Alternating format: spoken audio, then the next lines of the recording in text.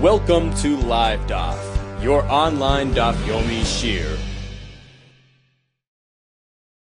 Shalom Aleichem, welcome back to today's Daf Yomi, which is Yevamos Daf Yud Zayin. We are holding 13 lines from the top of the Amud.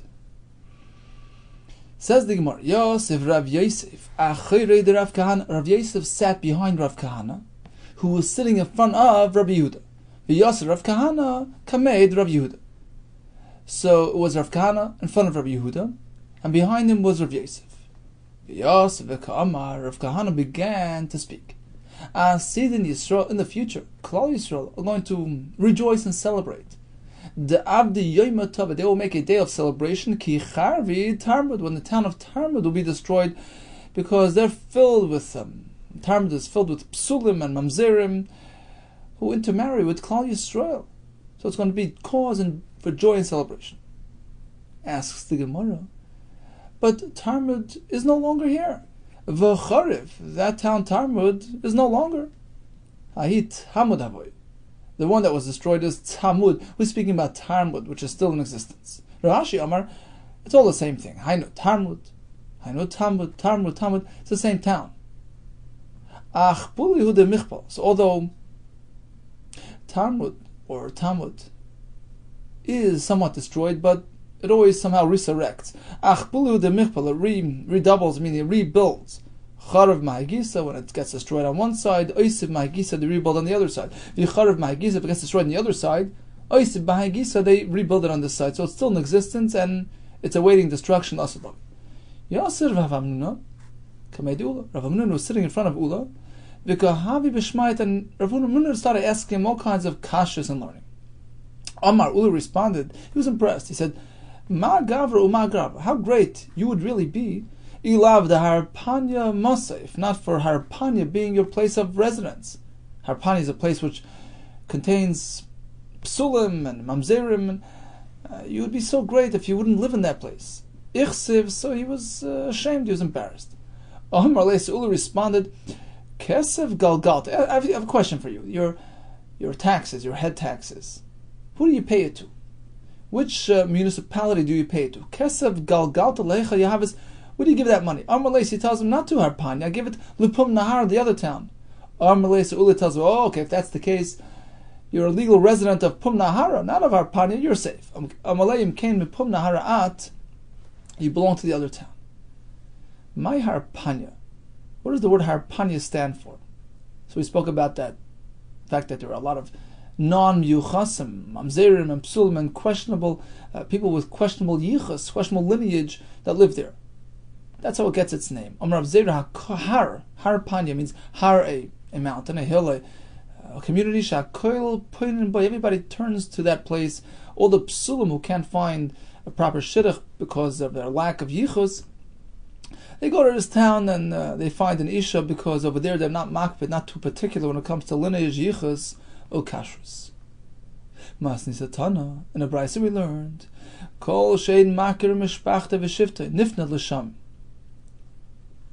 If one doesn't have any idea about his family, about his shevet, where he comes from, he's unsure if he's kosher, puzzle, he goes to this place, and over there he'll find a shidduch. Perhaps it's also included in Harpanya. He's not makir, the thing, so nifna l'sham, he goes there. Amarava v'hi amuka mish'oil. It's actually deeper, it's worse off than Gehenna itself. Shenamar miyad sh'oil eftem, mimaves egalem. Rashi explains because the pasuk tells us that Hashem promises, I will remove the Rishaim from Gehenna. Gehenna is only a temporary experience. But when it comes to being puzzle, that's for all time. Vila Psul, the Psulim that are in this place, less Lutakanta, they have no rectification. It's an eternal condition. Explains the Gemara. Psuli de Harpanya, how did the Psulim get to Harpanya? Mishum Psuli de Mishon, they come from Mishon. Rashi explains Mishon is filled with psulim and mamzerim, and they live near Harpanya, so they spill into Harpanya. Upsule de Mishon. How does Mishon have a psulim? Mishon psule de Tarmud. They get their psulim from Tarmud, which is nearby. Psule de Tarmud. How did Tarmud get psulim? Mishon avdi shleim, as we had yesterday, the slaves of Shlomo Melech intermarried and created mamzerim. So that's the starting point, and it spills into Mishain, which extends into Parpanya as well. All these towns are filled with psulim. As people say, Kaba Rabba, this large container of a Kaba Zuta, small Kaba, large container, small container, all the different types of variations of people that are apostle, Megander Va'azla, it rolls along to the Lishail, Umishail Tarmud. So Shail is sort of on top, because as we said, Gehenna is not so bad as being apostle, which sticks to you for all time. Tarmud goes Lameshan, Lameshan Arpanias, the last stop for the Psulim. As we said, it spills into all these towns. They all contain psul. Says the Mishnah. Let's go back to Mishnah number 1, back on the Beis Amud Aleph. Amongst the 15 arayos that are unfit for Yibum, we find something called Eishes Achiv, his brother's wife, his brother's widow. Problem is, this brother was Loihaya Bailam. They didn't live together at the same time. He was born after his brother's passing. So he's not an eligible candidate for Yibum. The point of Yibum is to continue his legacy, to carry on the family tradition, to be mamshech the mishpacha, to take over the marriage, so to speak, of his departed brother. But they didn't experience life together. They didn't see each other. Seeing each other doesn't mean literally. It means they didn't live with each other. They didn't live at the same point in history. He was born after his brother's passing. Yibum does not pertain to him. So you have Reuven and Shimon and Levi. Reuven passed away without children. Afterwards, Levi is born. So Reuven and Shimon saw each other, but Levi didn't. He came afterwards. Shimon is a legitimate Yavam. He can take over Reuven's wife, but Levi can't, because him and Reuven never encountered each other. It was Loihaya Bailamai. So not only cannot Levi be Miyabim, the issue of Reuven, but the tzara of this Eishes Achiv Shaloihaya Bailamai is also off limits to Levi. How does that work? Keitzad Eishes Achiv Shaloihaya Bailamai. Rashi says Keitzad here is referring to the tzara. How is it going to extend over to the tzara, to the other wife involved in the scene as well? Shnei Achim, you have two brothers, Reuven and Shimon. Umeis Echad Mem, one passes away without children. Reuven passes away, and Shimon is a surviving brother. And then Malta, V'neil Lehen Ach, a new brother is born, Levi, arrives on the scene. He was Loihaya Bailamai, vis-a-vis Reuven, right? So he didn't do any Yibum at this point. V'achakach, after Levi's arrival, Yibim Hasheni Eshes Achiv. So Shimon, who was a legitimate Yavam, he was Miyabim Reuven's wife, Reuven's widow, Rachel.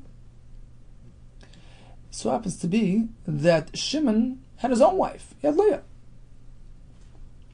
So now he has two wives. He has Rachel, who is Reuven's former wife, and he has Leah, his first wife, his own first wife. Umeis, now Shimon passes away without children. Levi is a surviving brother. What is he meant to do? Nothing. Why? Harishayna, the first Isha, Rachel. She's called first because she's the one that was married to Reuven. She's the one that failed to Yibum already once before.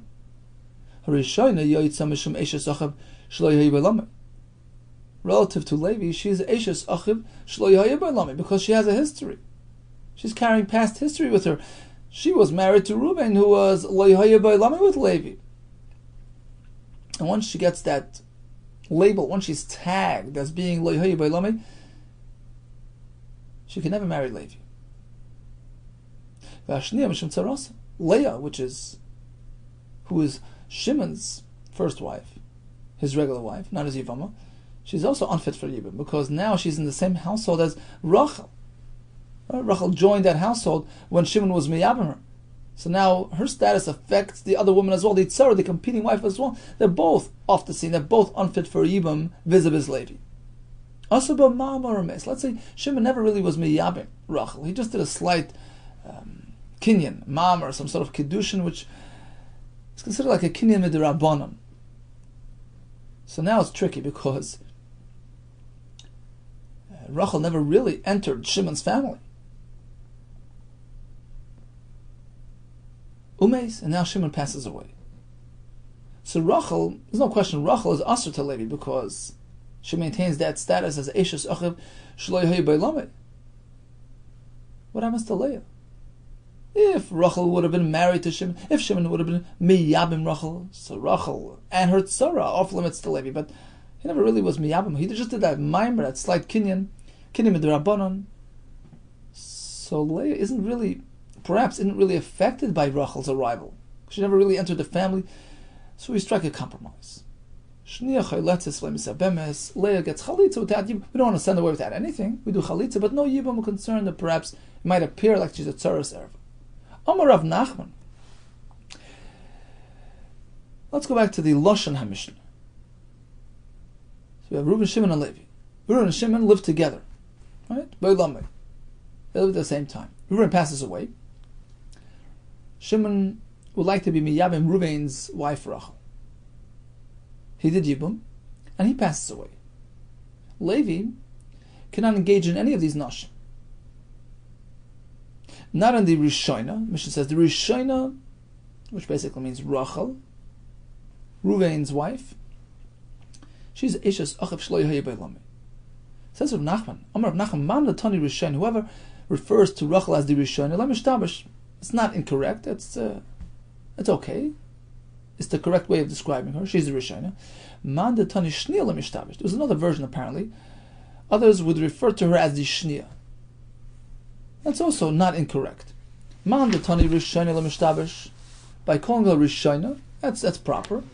Why my Rishoina? Why she Rishoina? Rishoina L'Nafila, because she was Neifel to Yibam first, way before Leah. Remember, she fell twice. When Reuben passed away, she was a Yevama. Shimon took her over. Now Shimon passes away. She's again a Yevama, so she's the first Yevama on the scene. Leah only had a one time Yibam experience, one time Yevama experience, but Rachel was the first one to be considered a Yevama. So we call her the Rishoina. Rishoina L'Nafila. Uman the Tani Shnia L'Mishtabish, and calling her Shnia is also okay. Why? My Shnia, why is she called the second one? Shnia L'Nisuin, because she's the second Isha that Shimon married. He was already married to Leah before he was Meyab Rachel, Reuven's former wife. Milei Askinan the Yibam V'achach Kanas? How do you know that she was the second wife? Maybe Shimon was first Miyabim Rachel, and then he added another wife. He added Leah. So why are you calling Rachel the second wife? Elamai Shnias. Then why do we call her Shnia? Shnia b'nisuin. Just means to say she married twice, as opposed to Leah, who was only married once. Rachel married twice, once to Reuven and then again to Shimon. Says then, well, let's focus on this whole thing of Eishes Achav Shlo Beilamei. Where's the marker that she's considered unsuitable for Yibam? Eishes Achav Shlo Beilamei Heicha Ksiva. Where do we find it in the pasuk? Amar B'dam Rav Amakra. The pasuk by Yibam says, Ki yesh v'achim yachtov. Yachtov teaches us Shahoisa lahem yeshiva achas ba'olam. They had one sitting, one residence in the world, meaning they saw each other. They were living at the same time. Prat, as opposed to Leishes Achiv Shlo Beilamei, the Isha of his brother, who he never experienced, he never saw. They didn't live at the same time. The word Yachtov also teaches us what type of brother, what type of brother's wife are we speaking about? They join the same inheritance. They inherit from each other. Basically means a brother with whom you share a father. Prat la'achiv min as opposed to a brother with whom you share only a mother, in which case they don't share nachla, they don't inherit from each other. So both these halachas are learned from Yachtov. They have to experience life together and they have to have a joint father. Rabba Amar, Achin Menav, that second halacha we can learn from elsewhere. Through Gzeira Shava. Yolav Achva B'nei Yaakov. We learn Gzeira Shava from the Shvatim B'nei Yaakov. Here it says Achim. Over there it says Shnei Ma'asar Achim. Anachnu Achim B'nei Avinu. So in both cases we have the word Achim and we connect it to Malahalan, just as by B'nei Yaakov. They only shared the same father, Yaakov Avinu, not the same mother. Mina'av v'li'menem, they had a joint father, not a joint mother. Afkan here as well by Yibam. Achim denotes a joint father. Mina'av v'li'menem. Says the Gemara, once you're applying Gzeira Shava, I have another alternative. V'leilev achva achva min arayis. Let's learn Gzeira Shava from Arayis, where we find the lashon achicha. Ervash eshes achicha leisegala, and the Gemara tells us that achicha over there means even if they share a mother. So just like by Arayis, a half brother from the mother's side is considered a brother. Perhaps that applies to Yibum as well. And says the Gemara, Donan Achim me Achim. We prefer connecting the word Achim by Yibum from Achim by the Shvatim. And Donan Achim me Achicha, as opposed to learning from Arayis, where the word Achicha is mentioned, not Achim. So it's a slightly different word. What difference does it make? It has the same meaning, which is really what counts when it comes to Gzeira Shava. Hatana de Rabbi Shmuel v'Shava koin, v'Ba koin. But lochas of Negoim, we compared v'Shav and v'Ba. Zohi Shiva, Zohi Bia, returning and coming, it's all the same thing. Although slightly different terminology, but the meaning is the same. And we connected two things regarding halachas of Negoim. Apparently, Gzeira Shava works even in this case. So why do you prefer learning from Bnei Yaakov to teach us that they share a father as opposed to from Arayis, where he's considered a brother even if he only shares a mother? Hanamila, that only applies Hecha deleka midi didamile. We'll look for a Gzeira Shava which isn't perfect when there's no better choice, nothing that's exactly similar. But if you have a choice, you can find a connection to something which is exactly, accurately a duplication of this world. You'll learn. You'll connect it to the pasuk which contains the very same exact word. In this case, we prefer learning from Bnei Yaakov, which contains the word Achim, which is exactly the word by Yibum. Asks the Gemara, okay, I'll find you another choice. I'll find you the Achim, even when it comes to an uncle. Let's learn from Loit. So Avram was telling him, look, we're brothers, Anashim Achim, and really they weren't really brothers, he was his nephew. So perhaps we'll learn from here that even an uncle's wife is a Yevamos. And here you don't have the teretz. You see over here it says Achim, which is exactly the same word as by Yibum. It's logical to learn from Bnei Yaakov. Bnei Yaakov havalei lemelach. You know why? Mishum de mafni, because over there it's an extra word, it's an unnecessary word, which indicates that it's meant for a Gzeira Shava. Why?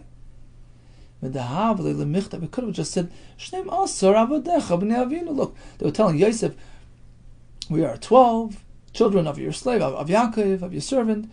Why does it have to say the word Achim? To make it available for the Gzeira Shava, to carry it over to Yibum, that a brother, definition of Achim is Dafka with a shared father. So basically we have two sources for this concept. The word Yachtav tells you Miyuchada b'Nachla. They share the same Nachla. And Achim, via Gzeira Shava from Bnei Yaakov, teaches you the same thing. Why are both needed? Answers the Gemara, Achim. The Torah needs to say the word Achim. Yachtav, and also Yachtav. Because Rachmana Achim, if only from Achim, Havimina, perhaps I would say, Leilav Achava Achva Miloit. Let's connect it to light. Even a nephew, even an uncle is considered. Well, you'll tell me, that's an extra pasuk. Why would I learn from there? It is extra. Because they could have just said, look, we're friends. We're relatives. Uksiv Achim, it actually says the word Achim, that's an extra pasuk to tell you, Shmamina Lafnuye, it's an available pasuk to tell you, no, go to this pasuk for the Gzeira Shava. And you can't prefer Bnei Yaakov because that's available. This is also an available pasuk coming to draw that Gzeira Shava. So that would lead to the erroneous conclusion that even an uncle-nephew relationship requires Yibum. Because Rachmana Yachtav. That's why the pasuk comes back and says Yachtav, to tell you only brothers who share a father. Hamiyichadim ben Nachla. Because Rachmana Yachtav. Now, had the pasuk only said Yachtav, why isn't that enough? No, Havamina, I would say de miyachti baba ubim ima. They have to share the same father and mother. Only that type of brother necessitates Yibum. What about just joining the father? Who says that would work? Tzricha, that's why I need the other pasuk. The pasuk which says Achim. And Achim is connected to the Bnei Yaakov. to tell you that just like over there, they had a shared father, although not a mother, and that's sufficient by Yibum. So basically, both drushes are needed. If only Achim, I would say, let's go to Loit. So we go to Yachtav. Yachtav doesn't know. Loit doesn't work because over there it's an uncle-nephew relationship. You need Yachtav. Miyuchad ben Nachla. Brothers who share the same inheritance. Right? They yerish from each other. If only from Yachtav, I would say, well, they have to have a shared father and a complete brother. That's why it says Achim. To tell you that although you need a brother, right, a nephew, uncle is not good enough, but it doesn't need to be all the way. As long as they join the Nachla, it's fine. You don't have to have a shared father and mother, just like by the Shvatim, where they share the father and not the mother. Says the why would I even think that they have to share a father and mother? Yibam ben Nachla Tala Rachmana. If you take a look at the Parsha of Yibam, Pasuk says that the Miyabim, one of those Yibam, is Yakum al Shem Ochav Hames. He's going to assume the Nachla. He's going to take over the inheritance, the Nachla, the properties of his departed brother. So that indicates that he's right to be Yerush. He's a candidate to be Yerush, his brother's Nachla. So the Chiddush is, he gets everything. He doesn't share it with the other brothers because he's the Miyabim. He gets extra privileges. It's clear that Yibum is a Nachla-based concept. For Nachla min ha'av min ha'em. Nachla is totally dependent upon sharing a father, nothing to do with a mother. So why would I even think that mother element is required as well? Istrich, I need it, meaning yes, the pasuk needs to inform us that father is enough. I wouldn't figure it out on my own. Why? Perhaps I would say, the entire concept of Yibum is such a great chiddush. Typically, the isha of a brother is an erva. The Torah is mattered in a Yibum circumstance. Perhaps I would say, you need many qualifications. Many conditions have to be met. Adam and Yachti, Ba'aba Ubeima. It only works if they're actually so close. Share a father and mother. Tzricha, that's why the pasuk has to come back and say, no, only father is required and not mother. So bottom line is, Ki Yeshvu Achim Yachtav teaches us the brothers have to sit together, which means they have to see each other, have to have been alive at the same time. We also learn from here, whether it's from Achim or Yachtav, or together, that they are Michad Banachla. Yibum only pertains between brothers who share the same father. Continues the Gemara. Here comes a new concept called Zika. Zika literally means commitment, reserved, obligated to do Yibum. Amar Rav Huna, Amar Rav, Shemeres Yamam. An Isha who is a Shemeres Yamam. Another term for a Yivam. Her husband passes away. She's awaiting Yibum. Shemeres Yavam Shemesa. Actually, she passes away before Yibum. Mutar B'ima. The Yavam, who was about to be Miyabim this Isha, and can no longer do so because she passed away, he can marry her mother. Typically, one may not marry a mother of a wife. She wasn't his wife. His brother's wife. She was awaiting Yibum. She was awaiting marriage to him, but it never actually panned out. So although she was mishubatim, she was committed to him, that's not called, that's not a connection. It's not even considered like an engagement. And therefore, when she passes away, he can marry her relatives, unlike a typical ish. Alma Kasavar, apparently Rav Huna, the name of Rav holds, Ein Zika. We don't reckon with Zika. So even though she's committed to him, she's awaiting his Yibum, that obligation, that commitment, is not considered like an arusa, says Rashi. She's not considered like she's engaged to him. It's interesting because although typically we view Yibum as just as a continuation, he's sort of taking over the brother's marriage. Nevertheless, it's not strong enough to be considered like his wife, even like his engaged wife, and therefore the halachos of erva don't apply, meaning he can go marry her relatives after her passing. She's not considered like his wife. So that's the point of Rav Huna. If that's the point, then he should just say it straight out. There's really a machlokas later on in Yevamos. The Gemara speaks about it in the Durham. Whether a Yavam can address in the Durham of his Yevama. Typically, a husband can annul a vow, a commitment made by his wife. What about made by his Yevama? So the machlokas, whether we apply Zika or we don't apply Zika, or whether we say that the fact that she's awaiting his Yibum makes her like part of his family and he has that right to annul her in the Durham, whether or not. Right? And the discussion applies to whether it makes a difference whether it's one Yavam awaiting or two Yavam. So it's been discussed extensively in the Mishnayos. Why doesn't he just say straight out, Halacha k'divrei omer ein Zika? I follow the sheet that there's no Zika. We don't reckon with this Zika commitment. Rather than stating it in a case format, he should have just said, okay, there's a machlekas, and I paskin ein Zika. Answers the Gemara, had he said it like that, there would be room for confusion. I would think perhaps there's room to differentiate between different cases. When there were two potential brothers, two potential Yevamim here. There were three brothers, Reuben, Shimon, and Levi. Reuben passed away without children.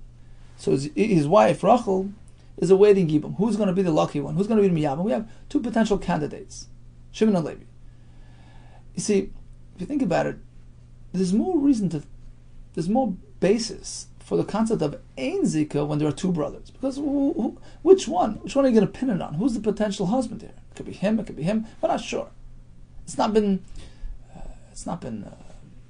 designated. It's not been established. The Yavam hasn't been identified at this point. So perhaps in that case, I would say there's no Zika. Nobody is actually considered like a husband.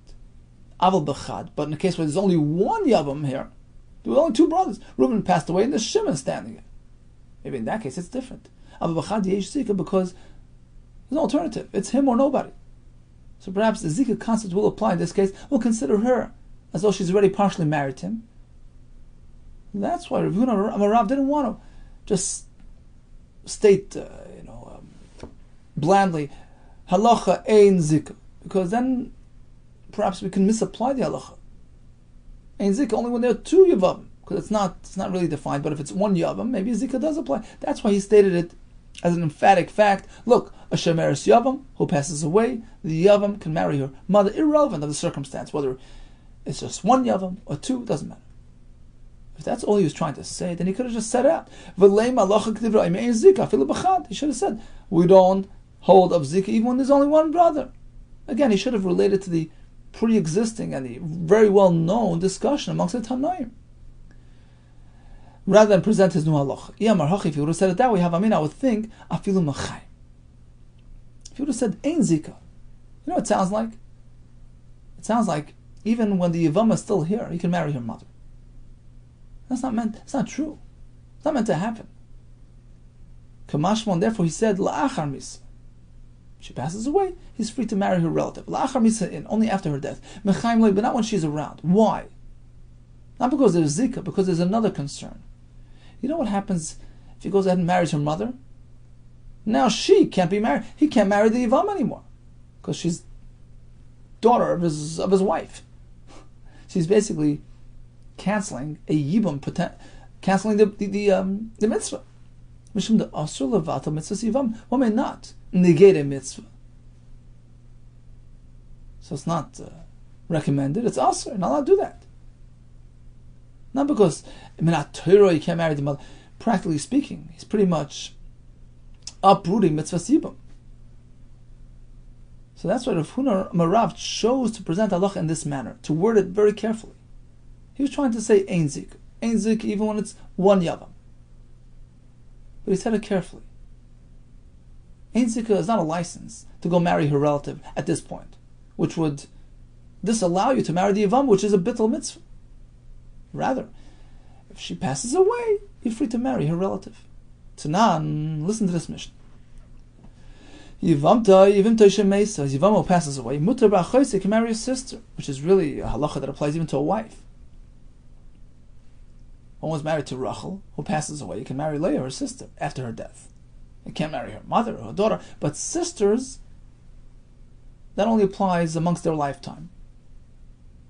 So the Mishnah speaks about a Yevamo passes away, which allows the Yavam to proceed to marry her sister, which sounds like treating her like a regular Isha. Can only marry her sister after her passing, but not other relatives.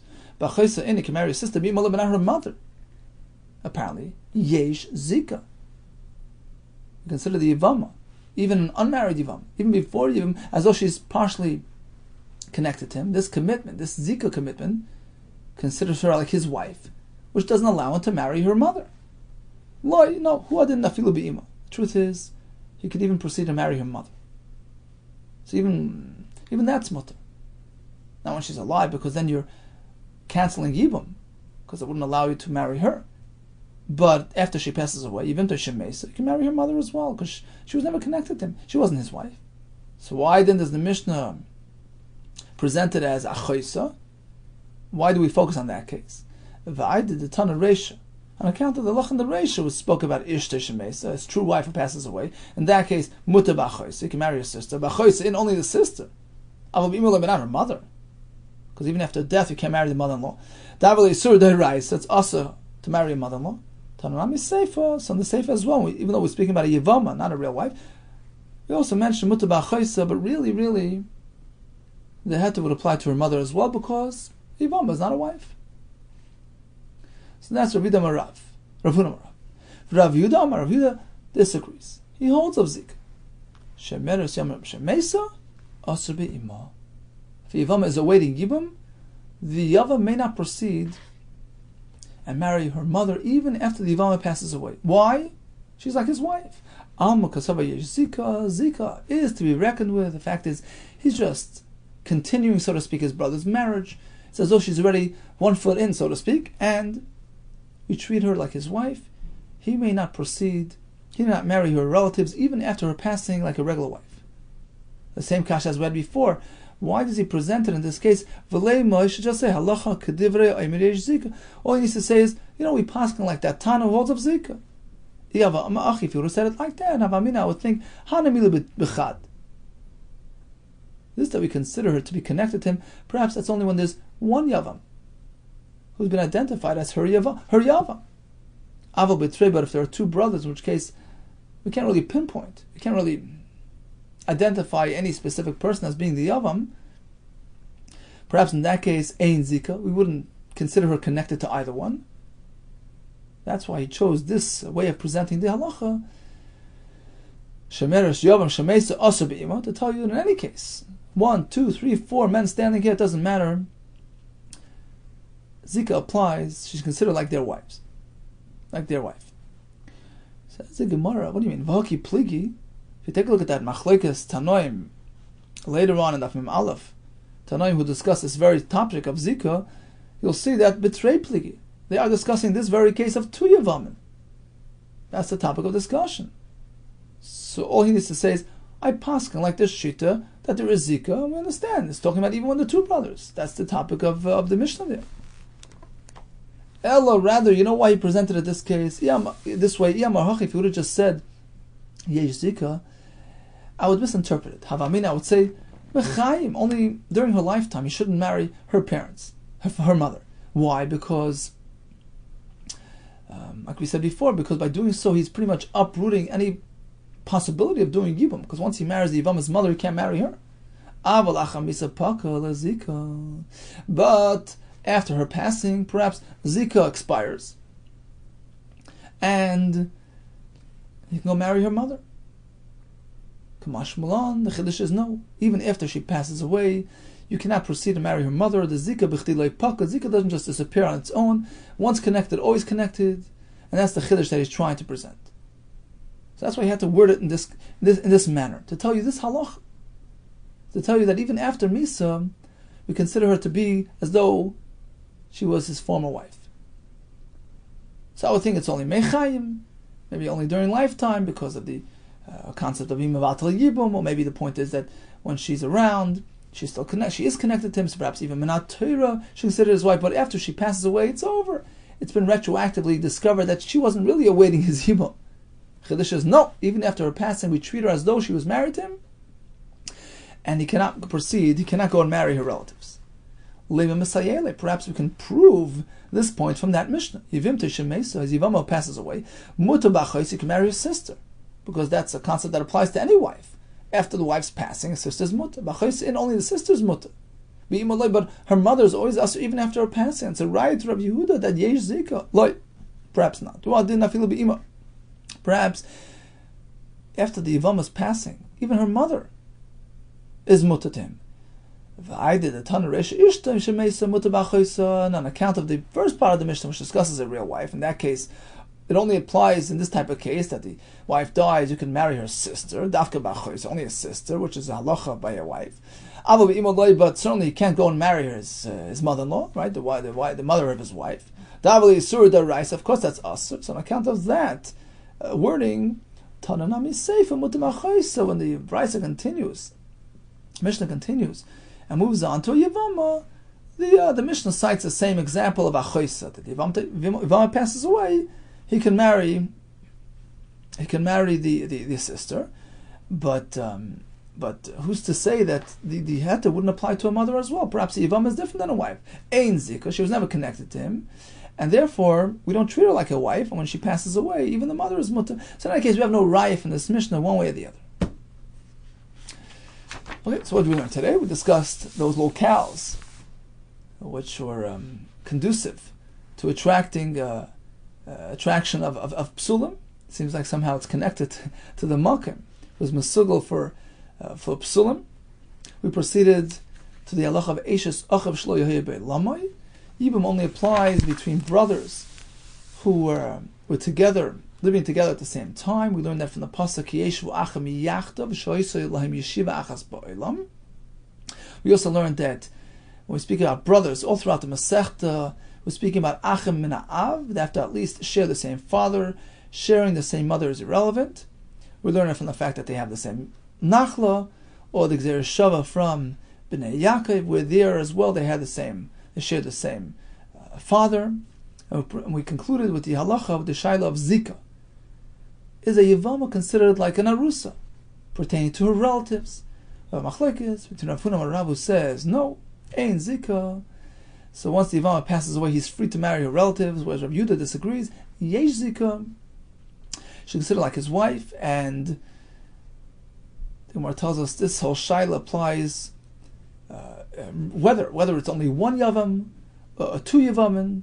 We have the same shaila going yesh zika ein zika, but according to all shitas, when the yavam is still around, one should not marry her relative. One reason given is because also levata mitzvah yavam, because by doing so he's pretty much uprooting any possibility of doing yivam, because once he marries her relative, he can't marry her. And that's certainly not meant to be done. All the best to you, and Hatzlacha Rabbah.